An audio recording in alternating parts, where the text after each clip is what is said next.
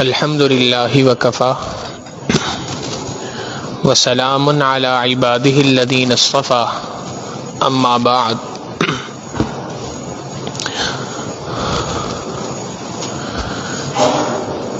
سورۃ الاعراف آخری درس میں مکمل ہوئی تھی، تو آج کی اس مجلس میں، آج کے اس درس میں ہم سورۃ الاعراف کا مکمل خلاصہ سمجھنے کی کوشش کریں گے۔ سب سے پہلی بات تو یہ ہے کہ سورۃ الاعراف کے اندر لفظ اعراف یہ خود قرآن کریم کی اس سورت کے اندر اللہ رب العزت نے ذکر فرمایا ہے۔ قیامت کے دن حقیقتاً 3 طرح کے افراد ہوں گے۔ ایک وہ ہیں جن کو اصحاب الجنہ کہا جاتا ہے، جنت میں جانے والے افراد۔ دوسرے ہیں اصحاب النار، دوزخ میں بیٹھنے والے، دوزخ میں رہنے والے افراد، جن کے مقدر کے اندر دوزخ کو کر دیا جائے گا۔ اور تیسرے افراد ہیں جن کو اصحاب الاعراف کہا جاتا ہے۔ یہ اعراف جنت اور جہنم کے درمیان ایک موٹی دیوار ہے۔ وہ افراد کے جن کے نامہ اعمال میں نیکیاں زیادہ ہوں گی، گناہ کم ہوں گے، وہ جنت میں جائیں گے، اور جن کے نامہ اعمال کے اندر گناہ زیادہ ہوں گے اور نیکیاں کم ہوں گی، وہ جہنم کے اندر جائیں گے۔ اور وہ افراد کے جن کے نامہ اعمال میں نیکیاں اور گناہ دونوں برابر برابر ہوں گے، ان کو ابتداءً اس دیوار کے اوپر رکھا جائے گا جس دیوار کا نام اعراف ہے۔ اعراف عرف سے نکلا ہے، پہچاننے کو کہتے ہیں۔ تو چونکہ جو لوگ یہاں پر ہوں گے وہ جنت والوں کو بھی پہچان لیں گے، جہنم والوں کو بھی پہچان لیں گے۔ دائیں جانب دیکھیں گے جنت نظر آئے گی، جنت والے نظر آئیں گے، ان کو دیکھیں گے تو دیکھ کر کہیں گے سلام علیکم طبتم فادخلوها خالدین، سلام علیکم بما صبرتم فنعم عقبی الدار۔ وہ وہاں پر جا کر ان کو جنتیوں کو دیکھیں گے تو ان سے سلامتی کریں گے، تمنا کریں گے کہ کاش ہم بھی جنت کے اندر ہوتے۔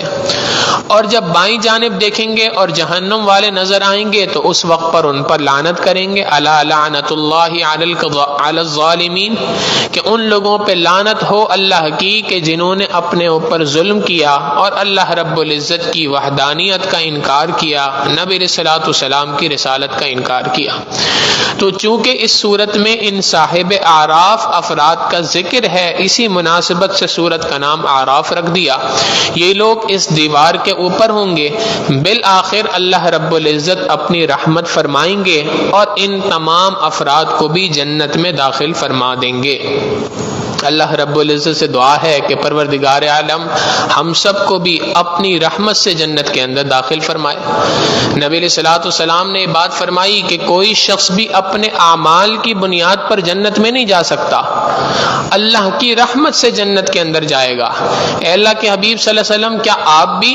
فرمایا ہاں، میں بھی اللہ کی رحمت کے بغیر جنت میں نہیں جا سکتا۔ جب اللہ رب العزت کی رحمت ہوگی تو ہی میں بھی جنت میں جا سکتا ہوں، اعمال کے بل بوتے پہ کوئی نہیں جا سکتا۔ تو یہی وجہ ہے پروردگار عالم کا ایک نام ہے الکریم۔ کریم کہتے ہیں اس ذات کو کہ جو ذات مستحق افراد کو بھی عطا کرتی ہو، غیر مستحق کو بھی عطا کرتی ہو۔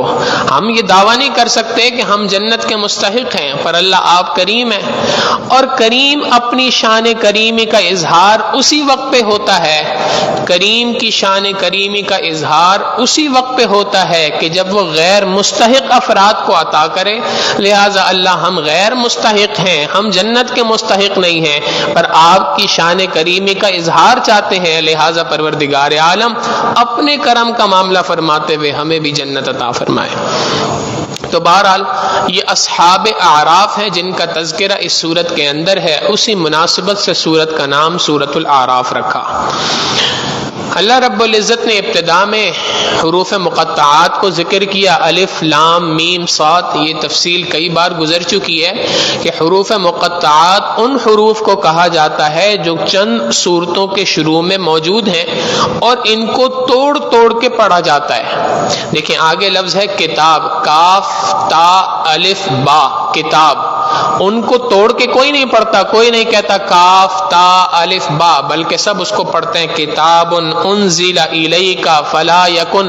لیکن اس کے شروع کے جو الفاظ ہیں ان کو ہر کوئی توڑ توڑ کے پڑھتا ہے، الف لام میم صاد، یہ وہ الفاظ کے جن کو توڑ توڑ کے پڑھا جاتا ہے، ان الفاظ کو حروف مقطعات کہا جاتا ہے۔ حروف مقطعات کا معنی کیا ہے؟ جمہور مفسرین کی رائے اس بارے میں یہی ہے کہ یہ اللہ اور اس کے رسول صلی اللہ علیہ وسلم کے درمیان رازوں میں سے ایک راز ہے جس کا علم اللہ رب العزت نے کسی انسان کو عطا نہیں کیا۔ مقصد کیا ہے؟ مقصد بنیادی طور پہ دو باتیں ہیں۔ ایک بات قرآن کریم کا اعجاز بیان کرنا ہے کہ تم اگر یہ سمجھتے ہو کہ یہ قرآن کریم اللہ رب العزت کی جانب سے عطا کردہ کتاب نہیں ہے بلکہ دنیا کے کسی انسان نے بنا دیا ہے، تو انہی حروف سے، انہی حروف تہجی سے تم بھی الفاظ بناتے ہو، انہی حروف تہجی سے ہم نے بھی الفاظ بنا لیے، ڈھونڈ لاؤ اس کا معنی۔ جب یہ قرآن کریم نازل ہوا تو یہ عرب کے فصحاء اور بلغاء کے اندر نازل ہوا، وہ لوگ کہ جو اس دنیا کے عربی زبان کے اندر فصیح ترین لوگ سمجھے جاتے تھے، جن کے شعر و شاعری کی مثالیں دنیا کے اندر دی جاتی تھیں۔ یہ وہ قوم ہے جس قوم کے اندر سے امراء القیس جیسے نامی گرامی شعراء پیدا ہوئے، جن کے اشعار کو بیت اللہ کی دیوار پہ لگا دیا جاتا تھا، بیت اللہ کی چوکھٹ پہ لگا دیا جاتا تھا کہ اگر اس جیسا اشعار کوئی بنا سکتا ہے تو چیلنج ہے، اس کو لے آئے۔ اس قوم کے درمیان اللہ نے اس کتاب کو نازل فرمایا اور یہ بات بتلا دی کہ تم جو اشعار بناتے ہو، تم جو شعر بناتے ہو، تم جو الفاظ بناتے ہو، جملے بناتے ہو، انہی حروف تہجی سے بناتے ہو نا، الف با تا سا جیم۔ تو جن حروف تہجی سے تم الفاظ بناتے ہو، ہم نے بھی انہی حروف تہجی سے الفاظ بنا لیے، اور تم ان کا معنی ڈھونڈ کے دکھاؤ۔ اگر ڈھونڈ سکتے ہو، بتا سکتے ہو، تو یہ قرآن کریم انسانوں کی بنائی بھی کوئی کتاب ہو سکتی ہے۔ اور اگر تم سب مل کے اس لفظ کا معنی نہیں ڈھونڈ سکتے تو سمجھ لو کہ یہ قرآن کریم تم میں سے کسی کے بس کی بات نہیں ہے ایسی کتاب بنانا، اس کے معنی کو سمجھنا تمہارے بس کی بات نہیں ہے، الا یہ کہ اللہ فضل فرما دے۔ تو یہ اللہ کی جانب سے کتاب ہے۔ اس قرآن کریم کے اعجاز پر دلیل کے طور پر اللہ رب العزت نے ان حروف مقطعات کو بعض صورتوں کے شروع میں ذکر فرمایا۔ دوسری بات وہ یہ کہ یہ حروف مقطعات کے ذریعے سے اللہ رب العزت انسان کی اکڑ فوں کو ختم کرنا چاہتے ہیں۔ انسان کو درس دیا جا رہا ہے اس بات کا کہ اگر تم اپنی عاجزی کا اظہار کرو گے تو یہ قرآن کریم تمہیں سمجھ آ سکے گا۔ تم اپنے آپ کو بڑا عالم سمجھتے ہو، بڑا علامہ سمجھتے ہو، بڑا دین کا علم حاصل کرنے والا سمجھتے ہو، بڑا نالجبل آدمی اپنے آپ کو کہتے ہو، بڑا پڑھا لکھا کہتے ہو، آؤ ذرا اور آ کر اس کے معنی میں ریسرچ کر کے دکھاؤ، تحقیق کر کے دکھاؤ۔ اگر تم ان کے معنی کو نہیں سمجھ سکتے تو تمہیں اپنی گردن کو جھکانا پڑے گا اس کتاب کے سامنے، اور جب تم اپنی گردن کو اس کتاب کے سامنے جھکاؤ گے، ہدن للمتقین، اس وقت پر یہ قرآن کریم تمہارے لیے ہدایت کا ذریعہ بن جائے گا۔ لہٰذا قرآن کریم کی سورت شروع کرنے سے پہلے اللہ رب العزت کی جانب سے یہ پیغام ہے، گویا اگر تم اس کلام کے ذریعے سے نصیحت حاصل کرنا چاہتے ہو، عاجزی کا اظہار کرو، بندگی کا اظہار کرو۔ بندے کو بندگی سجتی ہے، پروردگار عالم کو کبریائی سجتی ہے، لہذا تم بندے ہو، تم پروردگار نہیں ہو۔ عاجزی اور انکساری کی چادر کو تھامو، عاجزی اور انکساری کی رسی کو تھامو اور اپنی گردن کو جھکاؤ، اپنی عاجزی کا اظہار کرو۔ اللہ رب العزت تم پہ رحمت فرمائیں گے، اور قرآن کریم کے مضامین نہ صرف یہ کہ تمہارے اوپر کھول دیں گے بلکہ اس قرآن کریم کے مضامین تمہارے سینے میں اتار دیں گے، اور قرآن کریم پر عمل کرنا تمہارے لیے آسان ہو جائے گا۔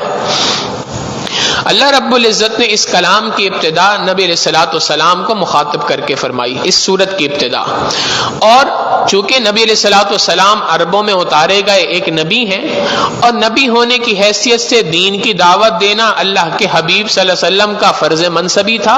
نبی علیہ الصلوۃ والسلام اس فرض منصبی کو ادا کر رہے ہیں، اور جب بندہ کسی کو سمجھاتا ہے اور اس سمجھانے میں پوری طرح سے خیر خواہی کا اظہار کرے، درد دل کا اظہار کرے، اپنی پوری ایفرٹس لگا لے، پوری طاقت لگائے سامنے والے کو سمجھانے پر، اس کے لیے مکمل طور پہ خیر خواہ ہو، لیکن سامنے والا ڈٹائی کا اظہار کرے، سامنے والا بات ماننے سے انکار کر دے، سامنے والا الٹا مذاق اڑانا شروع کر دے، اور سامنے والا ذلیل اور رسوا کرنے کی کوشش کرنا شروع کر دے، تو بندے کو ذاتی طور پہ، فطری طور پہ بندے کو تکلیف ہوتی ہے۔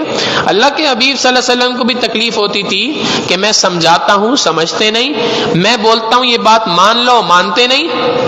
تو اللہ رب العزت نے اپنے محبوب صلی اللہ علیہ وسلم کو ابتدا کے اندر تسلی دی، کتاب انزل الیک، یہ کتاب جو ہم نے آپ پہ نازل کی ہے، فلا یکن فی صدرک حرج منہ، یہ اس لیے نہیں کی کہ آپ اپنے دل میں تنگی پیدا کر لیں، آپ اس کی وجہ سے پریشان ہونا شروع کر دیں، لعلک باخع نفسک، آپ تو اپنے آپ کو ہلاک کر بیٹھیں گے ان کی وجہ سے، آپ سے یہ مطلوب نہیں ہے، لتنذر بہ، آپ کا کام تو خبردار کرنا ہے، آپ کا مشن تو انذار ہے، لوگوں کو خبردار کرنا ہے، آپ کا کام بتانا ہے، منوانا آپ کا کام نہیں ہے، لہٰذا آپ اپنے کام کرتے جائیے، اللہ کے دین کا پیغام پہنچاتے جائیے، اللہ نے جس کے دل میں حق کے قبول کرنے کی صلاحیت رکھی ہوگی وہ کھنچتا ہوا اس کلام کی جانب آئے گا۔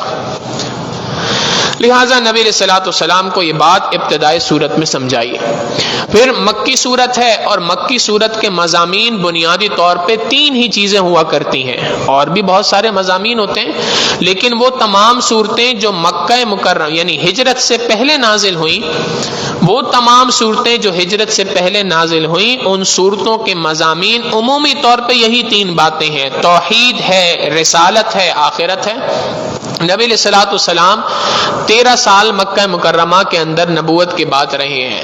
ان 13 سالوں میں جو ابتدائی 4 سال ہیں، ان 4 سالوں میں جو صورتیں نازل ہوئیں، ان تمام صورتوں کا بنیادی ٹاپک توحید تھا۔ پھر اگلے 4 سالوں کے اندر یعنی 5ویں سال سے لے کے 8ویں سال تک، اس درمیان میں جو صورتیں نازل ہوئیں ان کا بنیادی ٹاپک آخرت تھا، اور اس کے بعد جو ہجرت سے پہلے آخر کی 4-5 سال کے اندر صورتیں نازل ہوئیں ان کا بنیادی ٹاپک رسالت تھا۔ تو بہرحال بنیادی طور پہ مکی صورتوں کا عنوان توحید، رسالت، آخرت، یہی 3 چیزیں، مگر ان 3 چیزوں کا ذکر کرتے ہوئے ضمناً اللہ رب العزت نے پچھلی قوموں کے تذکرے بھی صورتوں کے اندر فرمائے ہیں، اور پچھلی قوموں کے تذکرے اسی لیے کیے ہیں تاکہ اس کے ذریعے سے قوم سبق حاصل کر سکے، اس کے ذریعے سے نصیحت حاصل کر سکے، چونکہ واقعے کے ذریعے سے بات کا سمجھانا اور بات کا سمجھنا دونوں بڑا آسان ہو جایا کرتا ہے، لہٰذا پچھلی قوموں کا ذکر بھی اس صورت کے اندر کیا ہے۔ توحید کا، رسالت کا، آخرت کا عنوان ہے، اور ساتھ میں پچھلی قوموں کے تذکرے بھی کیے ہیں، ان کے درمیان جو انبیاء آئے ان کا ذکر بھی کیا۔ من جملہ ان کے اندر قرآن کریم کی سورت کے پہلے رکوع میں ایک اصول بیان کر دیا کہ کل قیامت کے دن جب تم ہمارے پاس آؤ گے، جس کے میزان ترازو میں نیکیاں زیادہ ہوں گی فَأُولَئِكَ هُمُ الْمُفْلِحُونَ، وہ کامیاب ہو گیا، اور جس کے میزان ترازو کے اندر نیکیاں کم ہوں گی، نیکیوں والا پلڑا ہلکا ہوگا، یہ وہ لوگ ہیں جنہوں نے اپنے اوپر ظلم کیا، بِمَا كَانُوا بِآيَاتِنَا يَظْلِمُونَ، ہماری آیتوں کا انکار کرتے تھے اور اپنی جانوں کے اوپر ظلم کیا، نقصان اٹھایا۔ پھر اللہ رب العزت نے حضرت آدم علیہ السلام کا ذکر کیا، مگر اس سے پہلے ابلیس کا تذکرہ کیا، شیطان کا تذکرہ کیا، اور وہ مشہور واقعہ ہے کہ اللہ رب العزت نے حکم دیا ابلیس کو، شیطان کو، کہ تم آدم علیہ السلام کو سجدہ کرو۔ یہ تمام فرشتوں کو حکم تھا، تمام فرشتے آدم علیہ السلام کو سجدہ کرنے کے لیے جھک گئے، ابلیس نے انکار کیا۔ جب اس نے انکار کیا تو اللہ رب العزت نے سوال کیا کہ بھائی تم نے انکار کیوں کیا؟ ما منعک ان تسجد لما خلقت بیدی، جس چیز کو میں نے اپنے حکم سے بنایا تم نے اس کو کیسے انکار کر دیا؟ تو آگے سے اس نے دلیل دی. دلیل کیا دی؟ انا خیر من، اللہ میں اس سے بہتر ہوں. کیسے بہتر ہو؟ خلقتنی من نار وخلقتہ من طین، آپ نے مجھے آگ سے بنایا، اس کو مٹی سے پیدا کیا. آگ بلندی کی جانب جاتی ہے، مٹی نیچے کی طرف آتی ہے، تو بہتر کون ہوا؟ آگ ہوئی، لہٰذا میں اس سے بہتر ہوں. حالانکہ اصولی بات یہ ہے کہ یہ دلیل بھی شیطانی دلیل ہے، یہ دلیل بھی درست شیطان کی نہیں تھی، اس لیے کہ یہ بات مسلمہ ہے کہ آگ اور مٹی میں مٹی کے اندر خیر زیادہ ہے، مٹی زیادہ بہتر ہے آگ کے مقابلے کے اندر. آپ غور کریں، آگ کے اندر خفت ہے، ہلکا پن ہے، آگ کے اندر حدت ہے، گرمائش ہے، آگ کے اندر تیش ہے، آگ کے اندر اکڑ ہے. مٹی کے اندر متانت ہے، مٹی کے اندر سنجیدگی ہے، مٹی کے اندر تواضع ہے، مٹی کے اندر حلم ہے. مٹی ہر چیز کو برداشت کرنے کو تیار ہے. مٹی کے اوپر آپ ایک بلڈنگ کھڑی کر دیں، بلڈنگ کو جذب کرنے کے لیے، بلڈنگ کو برداشت کرنے کے لیے تیار ہے. مٹی کے اوپر آپ پانی ڈال دیں، اس پانی کو جذب کرنے کے لیے تیار ہے. مٹی پر آگ ڈال دیں، آگ لگا دیں، اس آگ کو برداشت کرنے کو تیار ہے. مٹی کے اوپر آپ کوئی گندگی کو پخانہ ڈال دیں، اس کو جذب کرنے کو تیار. مٹی کے اوپر خوشبو ڈال دیں، اس خوشبو کو جذب کرنے کو تیار ہے. تو مٹی تو آگ کے مقابلے میں بہت زیادہ بہتر ہے.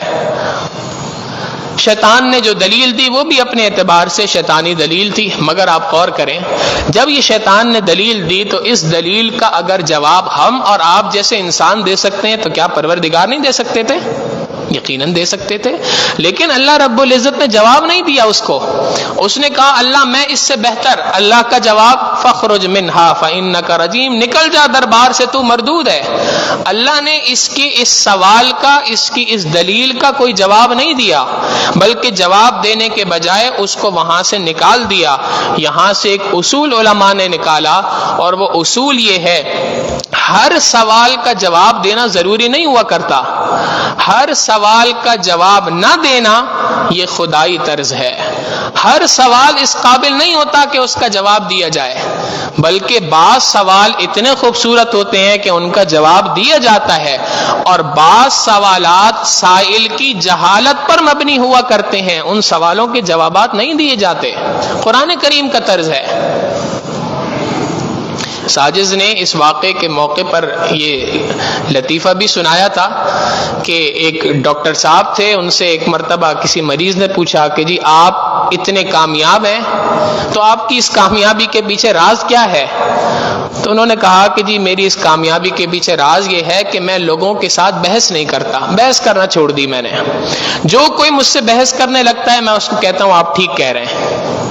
اس بندے نے کہا یہ بھی بھلا کوئی بات ہوئی؟ کبھی تو کسی بات پر تکرار بھی کر لیا جاتا ہے، کبھی کسی بات پر دوسرے کو سمجھا بھی دیا جاتا ہے. وہ آگے سے کہنے لگے جی آپ بھی ٹھیک کہہ رہے ہیں. تو ہر بندے سے بحث نہیں کی جاتی، ہر بندے کی ہر سوال کا جواب نہیں دیا جاتا. قرآن کریم خود بتلا رہا ہے کہ وَإِذَا خَاطَبَهُمُ الْجَاهِلُونَ قَالُوا سَلَامًا.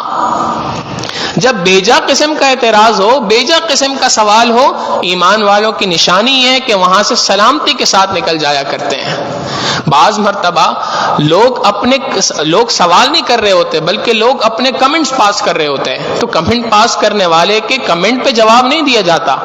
کئی مرتبہ ساتھی کوئی بات پوچھنے کے لیے آتے ہیں تو اس عاجز کی ایک عادت ہے کہ ہمیشہ جب بھی اس طرح کی کوئی بات ہو تو شروع میں پوچھ لیتا ہوں بھائی آپ پوچھ رہے ہیں کہ بتا رہے ہیں؟ اگر پوچھ رہے ہیں تو اس کا جواب دینا بنتا ہے، اور اگر آپ بتا رہے ہیں تو ٹھیک ہے، دنیا بتانے کے لیے تیار ہے، بہت سارے لوگ بتاتے ہیں، آپ بھی بتا دیں. تو قرآن کریم سے یہاں سے اصول پتہ چلتا ہے کہ ہر بندے کی ہر بات کا جواب دینا بھی کوئی ضروری نہیں.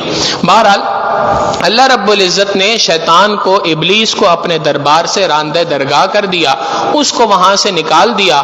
اور جب اس کو نکالنے لگے تو اس وقت پہ اس نے اللہ سے ایک دعا کی، اے اللہ آپ مجھے قیامت تک کی مہلت دے دیجئے. ربی انظرنی الی یوم یبعثون، قیامت کے دن تک کی مہلت دے دیجئے تاکہ میں آپ کے بندوں کو بہکا سکوں، اس لیے کہ میں جانتا ہوں کہ میں ثم لآتینہم من بین ایدیہم ومن خلفہم وعن ایمانہم وعن شمائلہم، میں ان کے پاس چاروں طرف سے آؤں گا اور ان کو خوب اغوا کروں گا، ان کو بہکاؤں گا اور یہ میرے بہکاوے میں آ جائیں گے.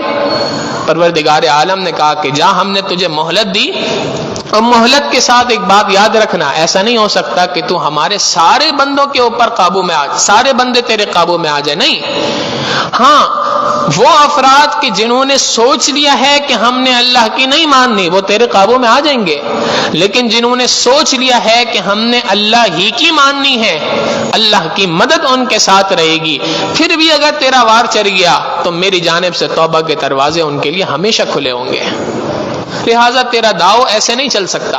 بہرحال حضرت اقدس تھانوی رحمہ اللہ یہاں پر ایک بات فرماتے ہیں، اور وہ بات یہ ہے کہ جو شیطان ابلیس تھا، اس کا نام اصل میں ابلیس تھا، طاؤس الملائکہ اس کا ٹائٹل تھا، فرشتوں کا سردار کہا جاتا تھا، اس میں 3 عین تھے۔ پہلا عین عالم تھا، علم رکھتا تھا، علم اللہ نے خوب دیا تھا۔ دوسری بات عابد تھا، عبادت گزار تھا، اتنی عبادت کی تھی کہ کہا جاتا ہے کہ زمین کا کوئی چپا کہتے ہیں مسلح جتنی جگہ، زمین پر کوئی چپا ایسا نہیں جہاں پر شیطان نے اللہ کی عبادت نہ کی ہو۔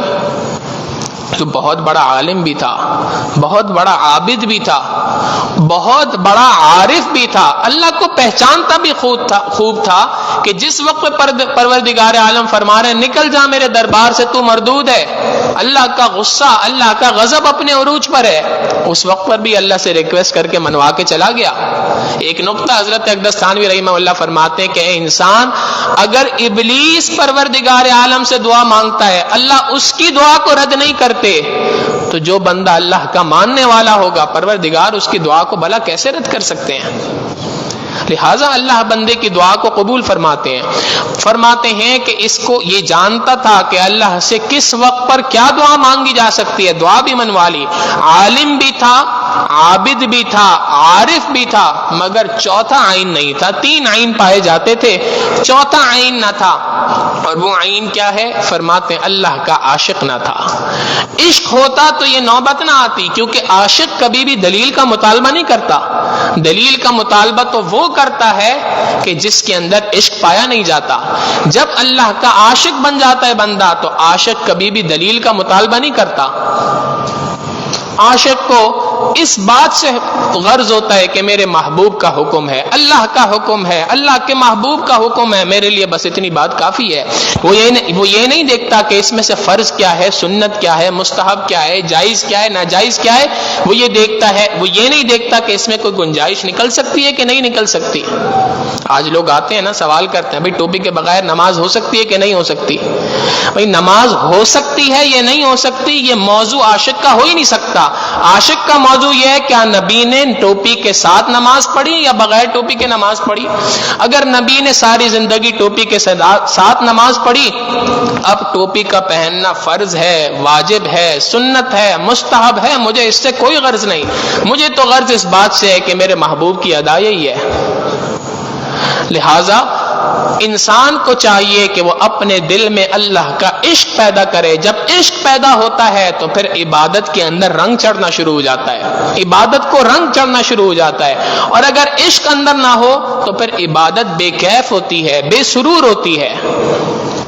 تو بہرحال یہ شیطان کا اللہ رب العزت نے ابلیس کا واقعہ ذکر کیا، اس کے فوراً بعد آدم علیہ السلام کا تذکرہ کر دیا کہ ہم نے آدم علیہ السلام کو جنت میں اتار دیا، اور جنت میں اتارنے کے بعد ہم نے ان سے کہا کہ بھائی تم یہاں پر رہو، یہ ساری جنت تمہاری ہے، اس کی ساری نعمتیں تمہاری ہیں، وَلَا تَقْرَبَا هَٰذِهِ الشَّجَرَةَ، یہ درخت ایک ہے بس اس درخت کے قریب تم بھی نہ جانا، اور اما حوا کو بھی حکم دے دیا تم بھی نہ جانا، تم دونوں اس درخت کے قریب نہ جانا، اس درخت سے کھانے کی اجازت نہیں، باقی پوری جنت تمہاری ہے۔ شیطان نے ورغلایا اور بھلا دیا، قسمیں کھا کے کہنے لگا کہ بھائی تمہارے لیے کچھ عرصہ گزرنے کے بعد قسمیں کھا کے کہنے لگا کہ اس درخت سے کھانا تمہارے لیے ضروری ہے۔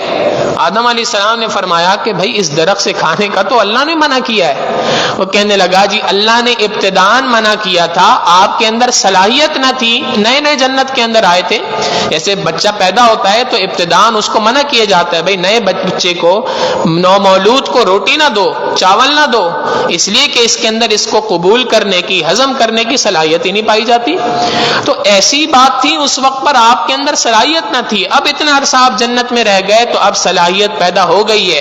ایک مرتبہ اس درخت سے کھا لیجئے، جو اس درخت کا پھل کھاتا ہے وہ ساری زندگی جنت کے اندر رہتا ہے۔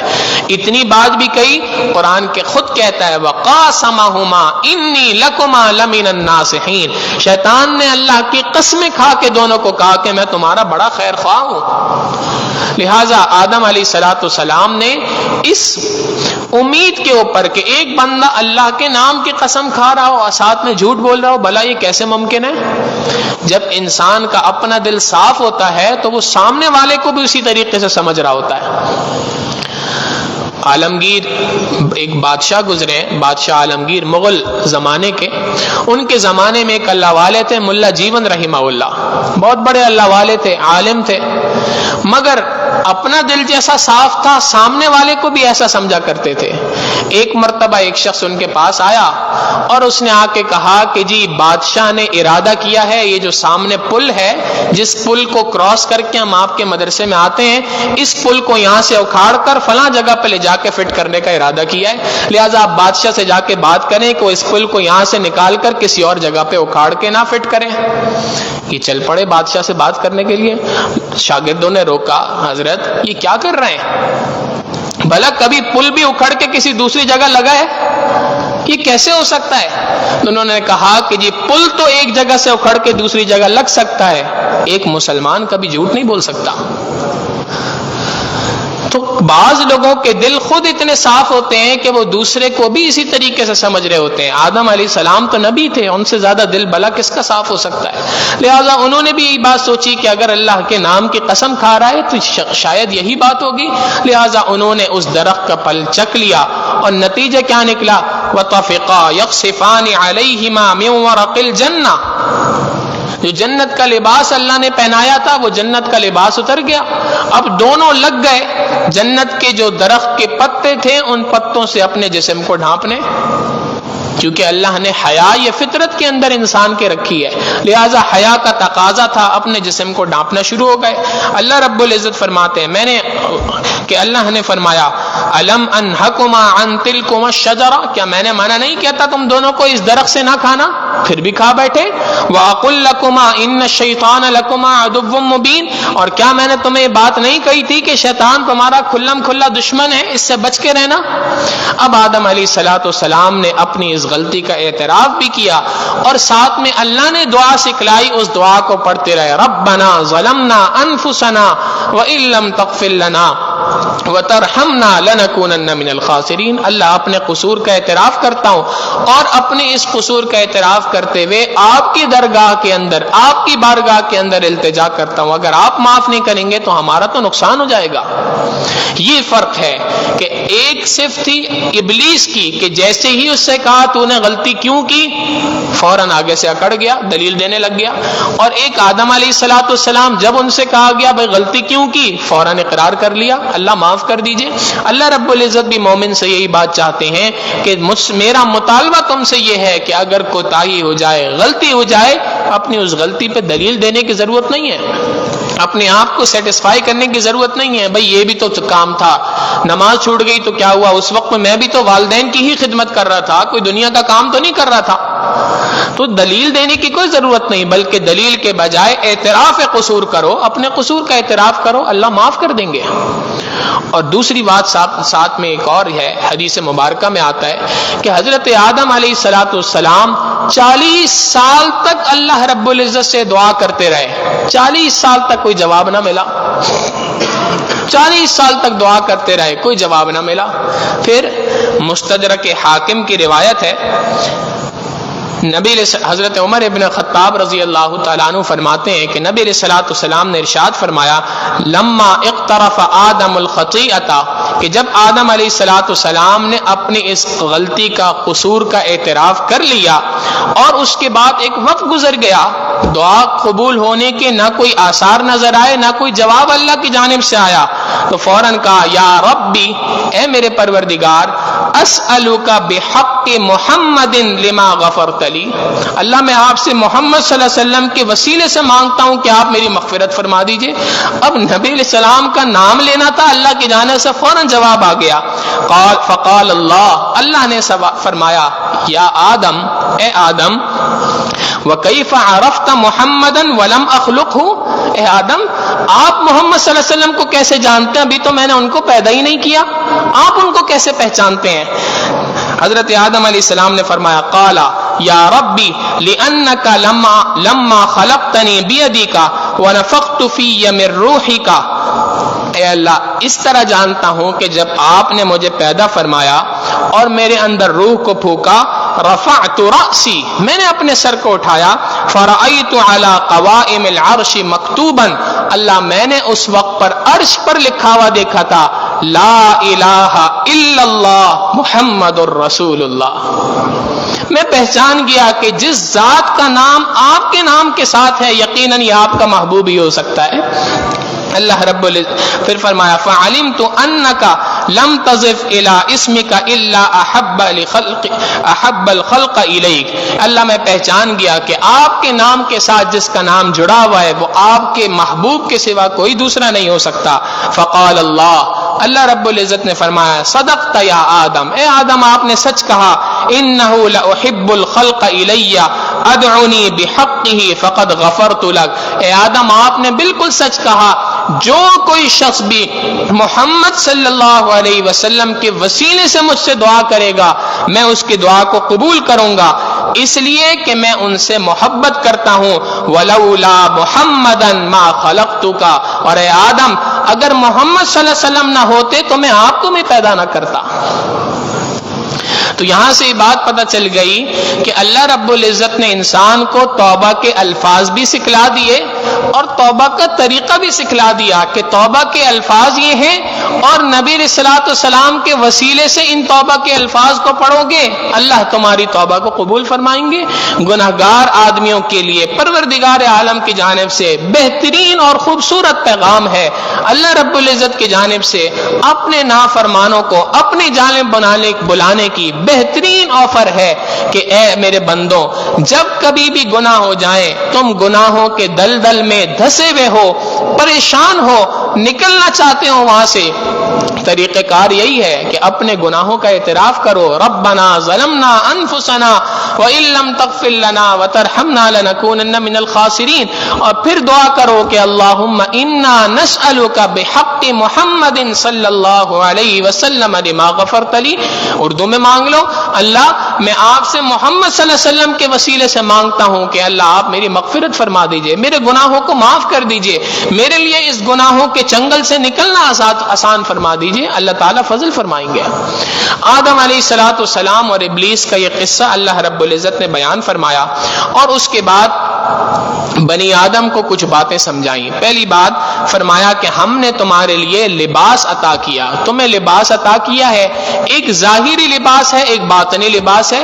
ظاہری لباس کو بھی پہنو کہ اس کے ذریعے یہ تمہاری شرم و حیا کا تقاضا ہے, ظاہری لباس کو بھی زیب تن کرو, اور ساتھ میں فرما دیا وَلِبَاسُ التَّقْوَى ذَلِكَ خَيْرٌ, باطنی لباس تقوی کی پوشاک ہے, تقوی کا لباس ہے, لہذا تقوی کے پوشاک کو, تقوی کے لباس کو بھی پکڑ کے رکھو, اس کو بھی پہنو. دوسری بات فرما دی کہ یا بنی آدم خذوا زینتکم عند کل مسجد, جب کبھی بھی مسجد میں آؤ, جب کبھی نماز پڑھنے کا ارادہ ہو تو نماز کو آؤ تو اچھا لباس پہن کے آؤ. اچھا لباس پہن کے آؤ سے مراد کہ ایسا لباس پہن کے مسجد میں نہ آؤ کہ جس لباس کو پہن کے اگر تم دنیا کے کسی فنکشن میں جاتے ہو, کسی پارٹی میں جاتے ہو, کچھ لوگوں کے پاس جاتے ہو تو تمہیں شرمندگی ہونا شروع ہو جائے. آج ہمارا معاملہ کیا ہے, صبح آفس جانا ہوتا ہے, اس سے پہلے اللہ اگر توفیق دے دے فجر پڑھنے کی تو ہم گھر سے نکلتے ہیں اور کہتے ہوئے نکلتے ہیں کپڑے صحیح کر دو, میں آ کے پہنوں گا, نماز پڑھ لوں پھر آ کے کپڑے تبدیل کروں گا. حالانکہ اللہ رب العزت فرما رہے ہیں کہ میرے بندے جب تو میرے دربار میں آ رہا ہے تو میرے دربار میں آنے کی شان یہ ہے, تقاضا یہ ہے, آداب یہ ہے کہ میرے دربار میں جب پہنچو تو ایسے لباس کے ساتھ پہنچو جو خوشنما لباس ہو. جس لباس کو پہن کے تم دنیا کے مقتدر حلقوں میں جا سکتے ہو اس لباس کو پہنو.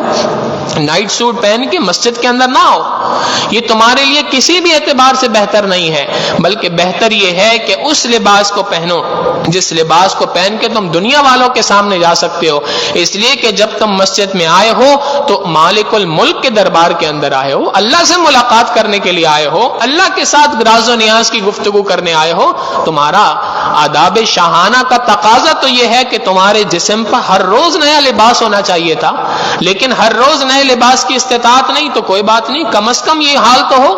امام احمد ابن حنبل رحمہ اللہ کے بارے میں آتا ہے روزانہ ایک نیا لباس پہنا کرتے تھے، روز ایک نیا لباس پہنتے تھے، اور جو ایک دن پہلے پہننے والا تھا جو کل پہنا اس کو آج صدقہ کر دیا اور آج ایک نیا لباس زیب تن کیا۔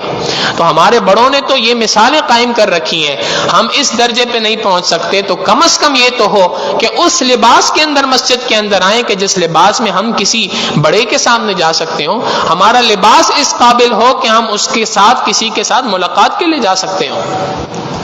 تو پہلی بات فرما دی کہ مسجد میں آؤ تو زیب و زینت اختیار کرو۔ دوسری بات فرما دی کہ تم دنیا کے اندر رہتے ہو تو دنیا میں تم نے عیسائیوں کی طرح یہودیوں کی طرح نہیں رہنا کہ انہوں نے دینداروں کا طبقہ بالکل الگ کر دیا۔ دیندار وہ ہے جس کا نہ کھانے سے کوئی کھانے پینے سے اچھے لباس سے ان تمام چیزوں سے کوئی تعلق نہیں، ان کو نن بنا دیا۔ ننز وہ ہیں کہ جن کا دنیا کی خواہشات سے کوئی تعلق نہیں، دنیا کے خرید و فروخت سے کوئی تعلق نہیں، ان کا کام صرف اتنا ہے، نہ انہوں نے شادی کرنی ہے، نہ انہوں نے اچھے لباس پہننے ہیں، نہ انہوں نے اپنی خواہشات کی جائز خواہشات کی تکمیل کرنی ہے، بلکہ ان کا کام صرف اور صرف گرجا گھروں تک ہے، کلیساؤں تک ہے۔ دین اسلام میں رہبانیت نہیں ہے۔ نبی علیہ السلام نے فرمایا لا رہبانیت فی الاسلام۔ اللہ پھر کرنا کیا ہے؟ کرنے کا کام یہ ہے کلو واشربو، کھاؤ بھی پیو بھی، ان لنفسک علیک حقا۔ اللہ کے رسول صلی اللہ علیہ وسلم فرماتے ہیں تمہارے نفس کا بھی تمہارے اوپر حق ہے، اس کا حق ادا کرو۔ جائز خواہشات کو اپنی پوری کرو دنیا کے اندر، کوئی پابندی نہیں، لیکن ولا تسرفوا، اسراف نہ کرو، چیزوں کو ضائع نہ کرو۔ اللہ رب العزت ضائع کردہ چیزوں کو پسند نہیں فرماتے۔ آج ایک کوتاہی جو ہمارے اندر عمومی طور پہ پائی جاتی ہے، اسراف کے ضمن کے اندر آتی ہے۔ جب کبھی کسی دعوت میں چلے جائیں، کسی شادی بیاہ کے موقع پہ چلے جائیں، اللہ رب العزت نے طرح طرح کی نعمتوں کا عطا فرمائی ہے، طرح طرح کی نعمتیں عطا کی ہیں کھانے کے لیے۔ اب جب ہم کھانے کے لیے بیٹھتے ہیں تو کھانے کے لیے ایسے بیٹھتے ہیں، اس طریقے سے چیزوں کو لیتے ہیں کہ آدھی آدھی پلیٹیں بچی ہوئی پھینک کے جاتے ہیں۔ نبی علیہ الصلوۃ والسلام فرماتے ہیں کہ جس برتن کے اندر کھانا کھانے والا کھاتا ہے اور برتن کے اندر کھانا کھانے کے بعد اس برتن کو صاف کرتا ہے، اس برتن کو پوچھتا ہے، مکمل صاف کر لیتا ہے، ایک ذرہ بھی نہیں بچاتا، وہ برتن اس شخص کے حق میں اللہ رب العزت سے دعا کرتا ہے۔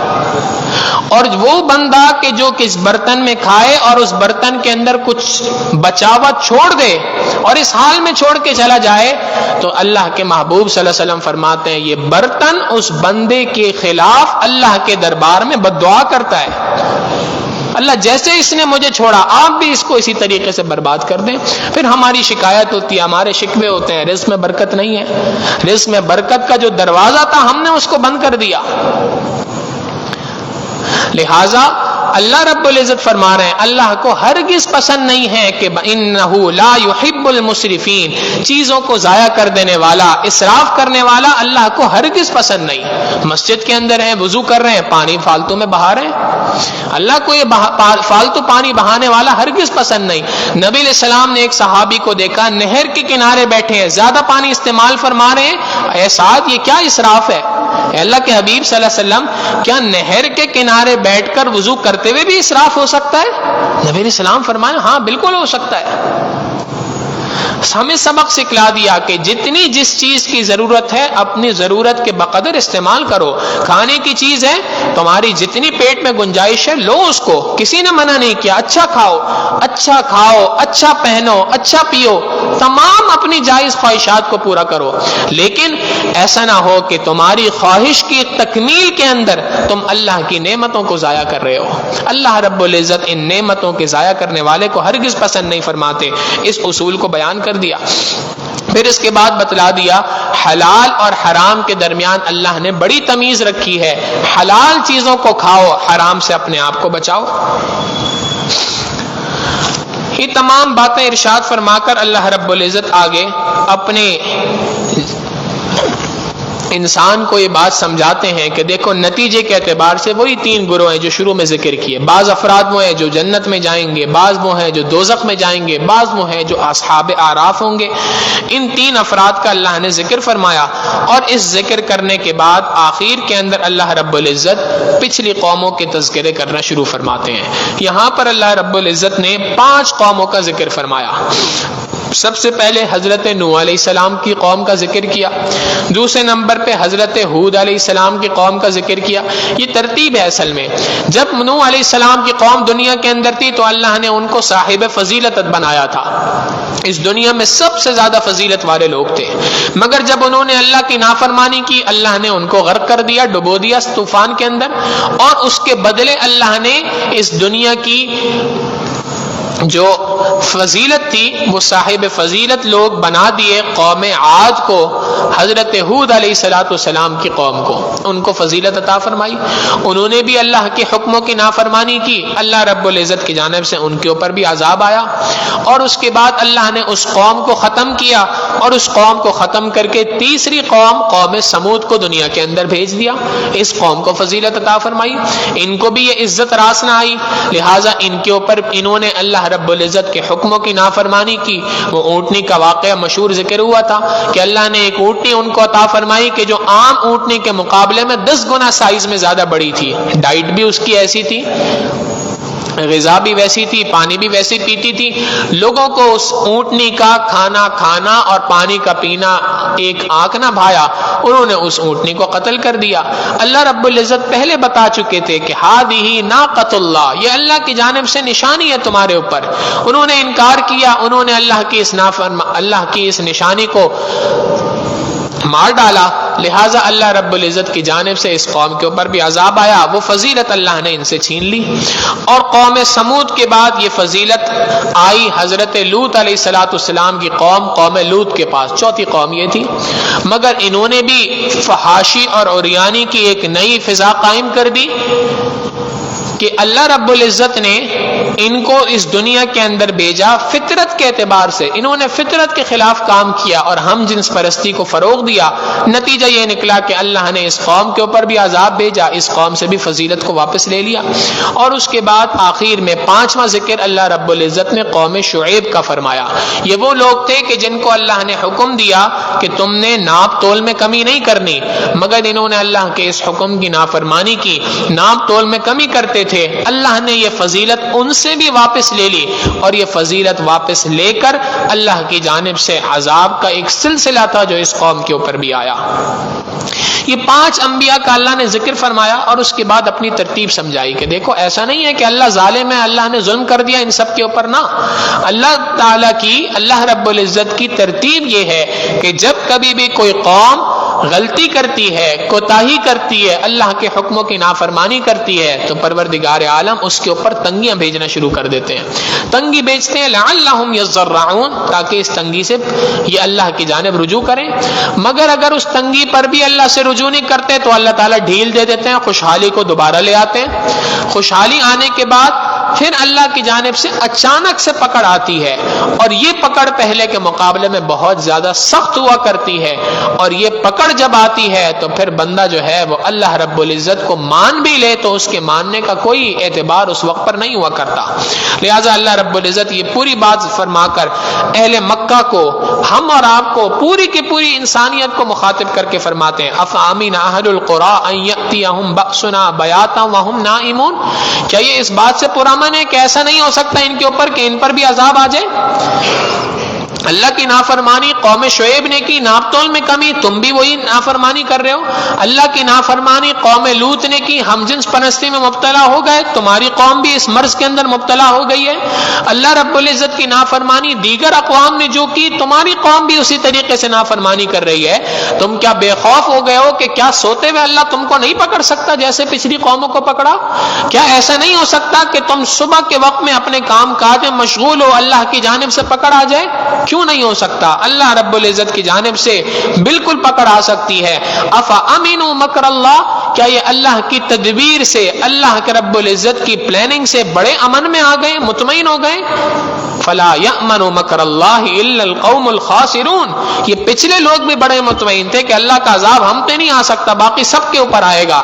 نہیں، جو کوئی بھی اللہ کی نافرمانی کھلا کرتا ہے، اللہ کی جانب سے پکڑ آتی ہے۔ اللہ رب العزت فرماتے ہیں اولم یہدی للذین یرثون الارض من بعد اہلھا، ایک کے بعد ہم ایک کو نائب بناتے گئے، زمین پر خلافت عطا کرتے گئے۔ قوم نوح کو عطا کی، پھر قوم عاد کو عطا کی، پھر قوم سمود کو عطا کی، پھر قوم صالح کو عطا کی، پھر قوم لوط کو عطا کی، پھر قوم شعیب کو عطا کی۔ یہ آہستہ آہستہ یہ ٹرانسفر ہوتی گئی خلافت۔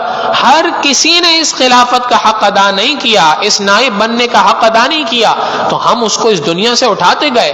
فما بکت علیہم السماء والارض، آج آسمان و زمین میں کوئی ان پہ رونے والا نہیں۔ تو کیا آج جس کو ہم نے یہ خلافت امت محمدیہ کو عطا کر دی، کیا وہ امن سے بیٹھے ہیں؟ کیا وہ اس بات کو نہیں دیکھتے کہ اللہ کی پکڑ ان کے اوپر بھی آ سکتی ہے؟ وَنَطْبَعُ عَلَىٰ قُلُوبِهِمْ فَهُمْ لَا يَسْمَعُونَ، جو مطمئن بیٹھے ہیں اللہ کی جانب سے مہر ان کے دل پہ لگ چکی ہے، اس وجہ سے یہ اطمینان کے اندر ہیں، اس وجہ سے یہ بے خوف ہیں۔ پھر اس کے بعد اللہ رب العزت موسیٰ علیہ السلام کا بڑا تفصیل کے ساتھ واقعہ ذکر فرماتے ہیں۔ بقیہ سورت موسیٰ علیہ السلام کے قصے کے اوپر ہے کہ موسیٰ علیہ السلام کو اللہ رب العزت نے فرعون کے دربار میں بھیجا، اور یہاں پہ ایک تفصیل سمجھنے کی ہے کہ موسیٰ علیہ السلام کے زمانے میں بادشاہ کا ٹائٹل تھا فرعون، جو بھی بادشاہ بنتا تھا اس کا ٹائٹل فرعون تھا۔ جس زمانے میں موسیٰ علیہ السلام کی پیدائش ہوئی اس وقت کا فرعون کوئی اور تھا۔ اس نے موسیٰ علیہ السلام کو اپنی گود میں لے لیا، پالنا شروع کر دیا، اس نیت کے ساتھ کہ جب میں اس کو پال رہا ہوں یہ تو ہمارا اپنا بچہ ہے، یہ کہاں ہماری مخالفت کرے گا۔ اس کے علاوہ جتنے لڑکے ہیں سب کو اس نے ذبح کرا دیا، اور ان کو گود اس لیے لیا کہ اس وقت تک اس کی کوئی اولاد نہ تھی۔ موسیٰ علیہ السلام کو اللہ نے فرعون کے دربار میں پلوایا، اور اس کے کچھ عرصے کے بعد اس فرعون کے ہاں ایک اور اولاد ہوئی جو موسیٰ علیہ السلام کا اس اعتبار سے لوگوں نے رشتہ بنایا کہ یہ موسیٰ کا چھوٹا بھائی ہے۔ وقت گزرتا گیا یہاں تک کہ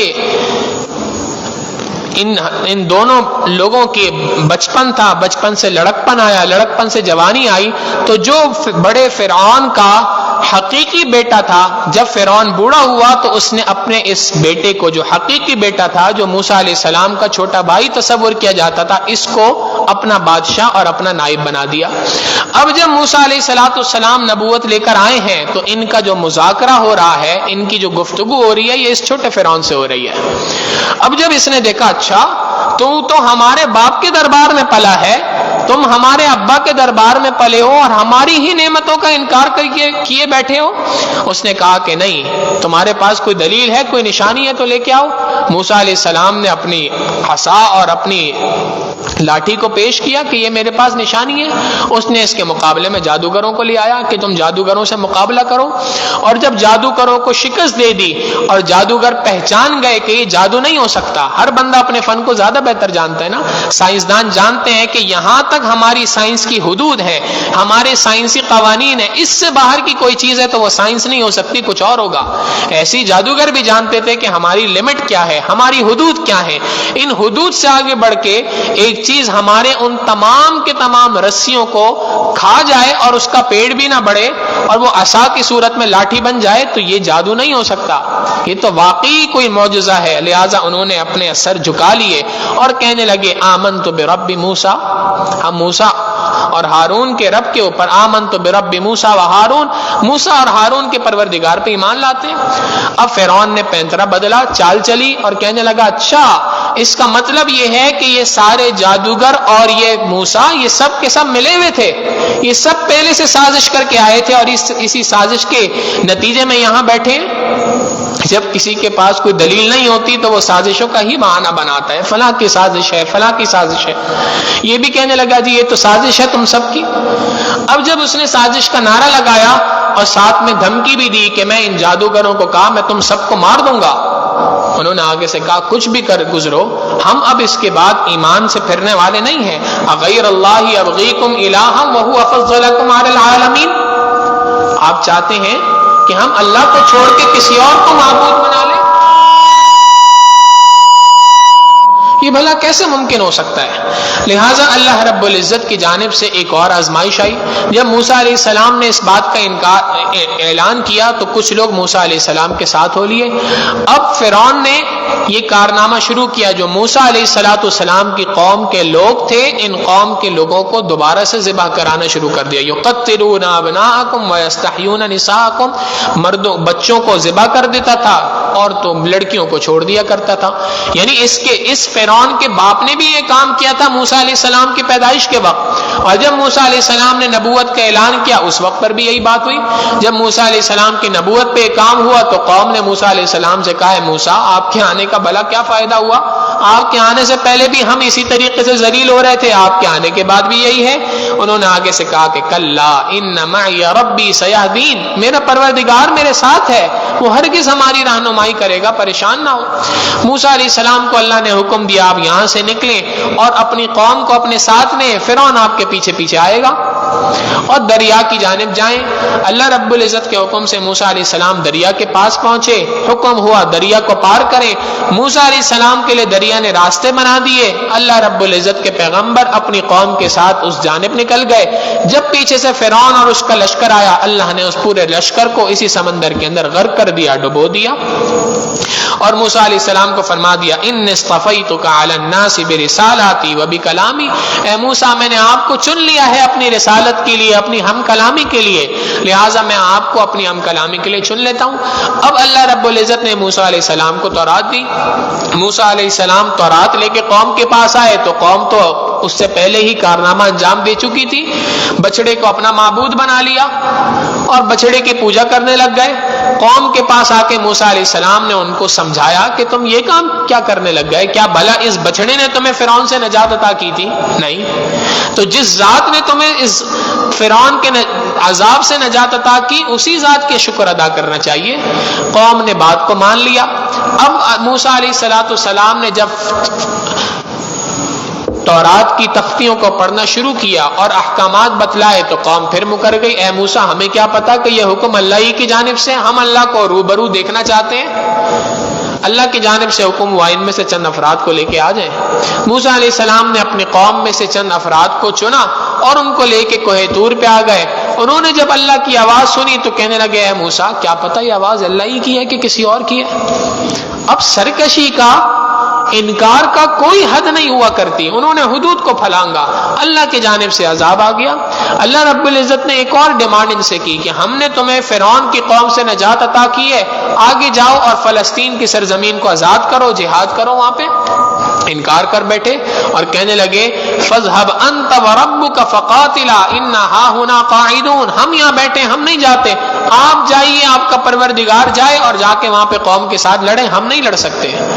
اللہ رب العزت نے اس نافرمانی کا بھی ذکر کیا.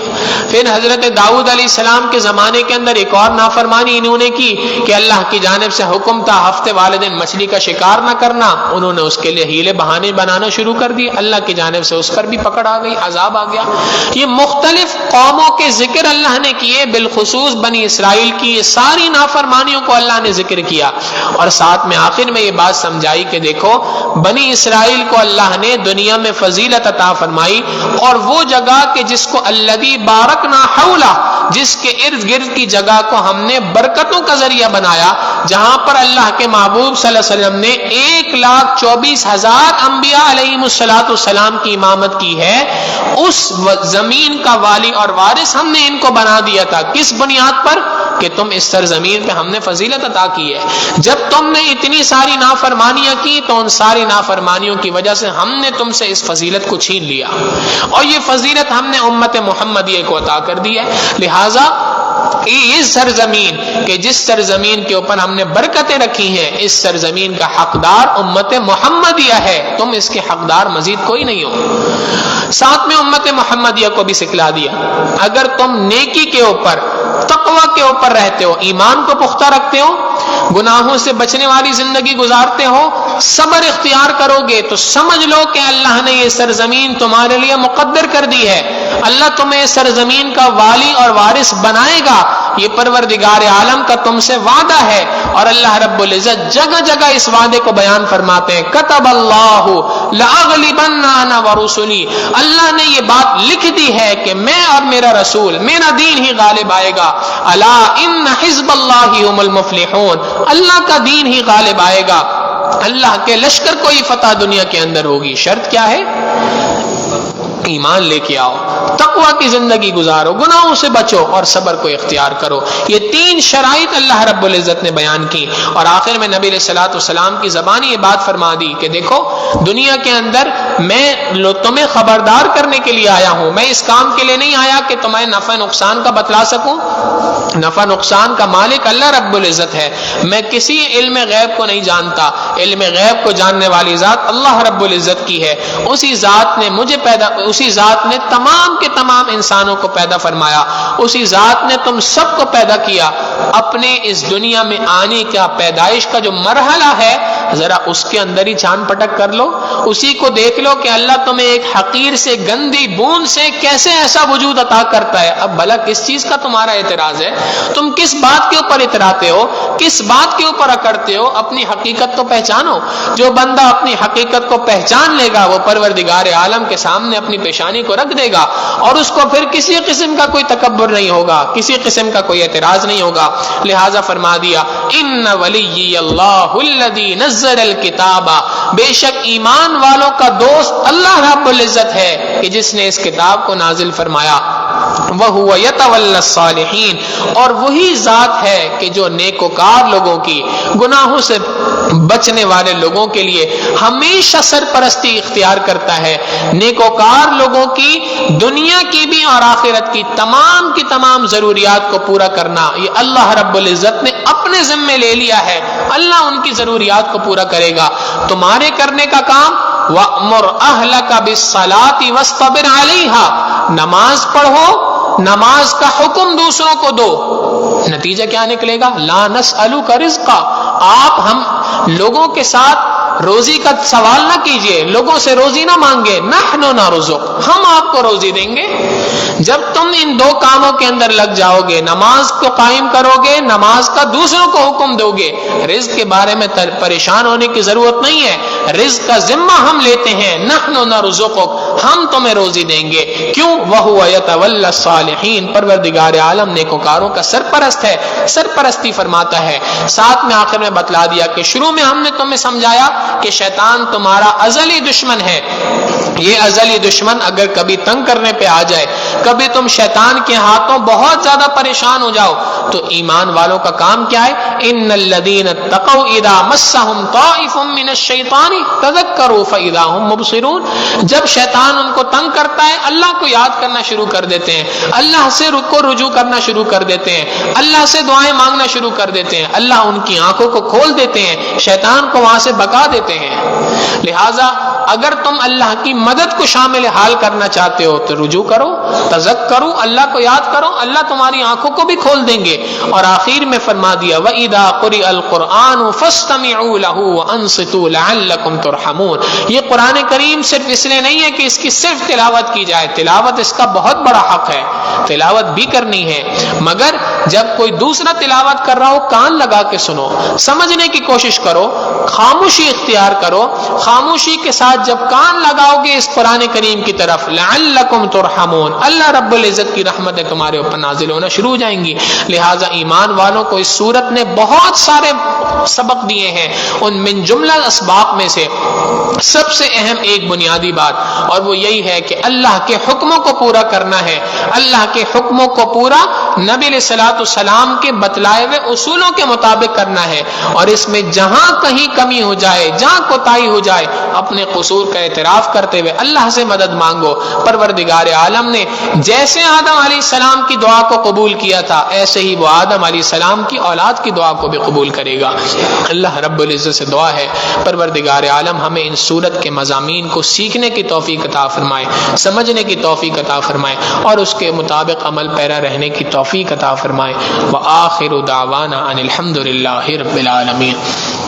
سبحان ربی العلی الوہاب اللہم صلی علی سیدنا محمد وعلی آل سیدنا محمد وبارک وسلم ربنا ظلمنا انفسنا وان لم تغفر لنا وترحمنا لنکونن من الخاسرین اللہم آت نفوسنا تقواها وزکها انت خیر من زکاها انت ولیها ومولاها انک علی کل شیء قدیر ربنا ظلمنا انفسنا وان لم تغفر لنا وترحمنا لنکونن من الخاسرین اللہم انا نسألک بحق محمد صلی اللہ علیہ وسلم بما غفرت لنا وصلی اللہ تعالی علی حبیبہ سیدنا محمد وآلہ واصحابہ اجمعین برحمتک یا ارحم الراحمین.